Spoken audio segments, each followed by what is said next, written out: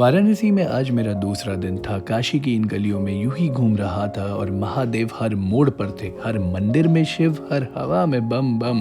पर दिल कहीं अटका हुआ था, कुछ मिसिंग था। मेरे इष्ट, मेरे आराध्य श्री कृष्ण। तो मैंने सोचा जहाँ शिव है वहाँ विष्णु तो होंगे ही। आखिर हरि और हर अलग थोड़ी है। विष्णु से तो नहीं, पर काशी के लोगों ने सही बात बता दी। भैया ये विष्णु जी कहाँ मिलेंगे? तो सबने एक ही नाम लिया, बिंदु माधव। फिर क्या था, इन संकरी गलियों से गुजरते गुजरते आखिरकार हम पहुंच ही गए आराध्य बिंदु माधव के दर पर। और यही लगा, हाँ अब काशी का ट्रिप पूरा हो गया। अब आगे पंडित जी आपको बताएंगे बिंदु माधव जी की असली कहानी। बिंदु माधव महाविष्णु ये संपूर्ण शालिग्राम विग्रह है। अग्निबिंदु ऋषि ने गंडकी नदी नेपाल मुक्ति धाम में भगवान विष्णु की तपस्या आराधना करके ये विग्रह प्राप्त किया है। स्वयंभू विग्रह। विग्रह प्राप्त करने के बाद इनके आदेश पे इनको आनंदवन में स्थापित किया। काशी का फर्स्ट नेम आनंदवन। अग्निबिंदु ऋषि ने तपस्या की, इसलिए अग्निबिंदु का बिंदु और विष्णु को माधव बोलते हैं। इन्होंने कहा कि आपने मुझे तपस्या करके प्राप्त किया है तो मेरे नाम के साथ आपका भी नाम जुड़ना चाहिए, इसलिए उनका बिंदु और विष्णु को माधव बोलते हैं जी। इसलिए इनको बिंदु माधव बोलते हैं। ये मंदिर पहले साइड में मॉस्क है। ये मंदिर पहले वहां पे था जी। 1669 में औरंगजेब ने इसको तोड़ के मस्जिद बनवा दी जी।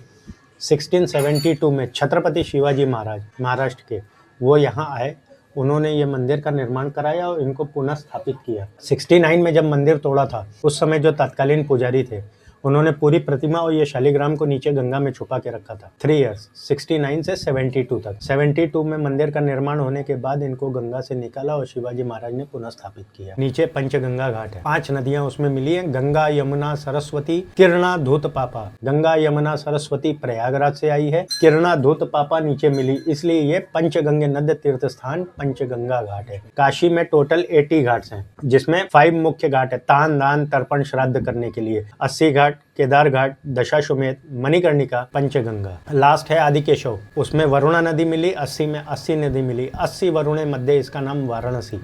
महाभारत काल काशी, मुगल काल बनारस, ऐसे 4 नेम्स है वाराणसी के। ये काशी के प्रधान देवता हैं, क्षेत्रपालक। इन्होंने आदि काशी शिव जी को दान में दी हुई है।